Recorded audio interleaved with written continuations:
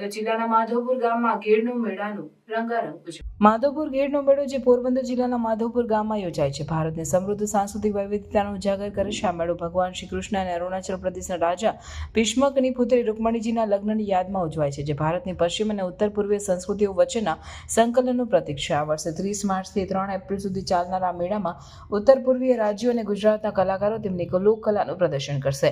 આ મેળામાં ઉત્તર પૂર્વના 8 રાજ્યોના કલાકારો તેમની પરંપરાગત નૃત્ય અને સંગીત કળાઓ રજૂ કરશે, જેમાં અરુણાચલ પ્રદેશના રીંગ પાંડા નૃત્ય, આસામના ઘુમરંગ નૃત્ય, મણિપુરના પુંગડુલ ઢોલક, મેઘાલયના બંગલા વયુદ્ધ નૃત્ય, મિઝોરમના ચેરો નૃત્ય, નાગાલેન્ડના માહુ હે નગચી, સિક્કિમના ચુટકી નૃત્ય અને ત્રિપુરાના હોજાગીરી નૃત્યનો સમાવેશ થાય છે. આ ઉપરાંત ગુજરાતી કલાકારો પણ તેમની લોકકલાનું પ્રદર્શન કરીને મેળાની શોભા વધારશે.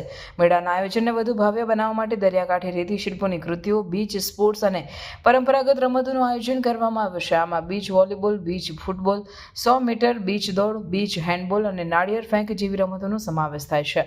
આયોજન વડાપ્રધાન નરેન્દ્રભાઈ મોદીના એક ભારત શ્રેષ્ઠ ભારતના વિચારને સાકાર કરે છે, જે ભારતની વિવિધ સંસ્કૃતિઓ વચ્ચે એકતા અને સમન્વયને પ્રોત્સાહન આપે છે. આ મેળામાં લાખો ભાવિકોની ઉપસ્થિતિ અપેક્ષિત છે અને તેમની સુવિધા માટે પીવાનું પાણી, પાર્કિંગ, પરિવહન, આરોગ્ય અને બેઠક વ્યવસ્થાઓની ખાસ તૈયારી કરવામાં આવી છે. મેળાના ઉદ્ઘાટનમાં ગુજરાતના મુખ્યમંત્રી અને અન્ય મહાનુભાવોની ઉપસ્થિતિ રહેશે, જે આ મેળાની મહત્વતા અને ભવ્યતાને વધુ ઊંચાઈ આપે છે.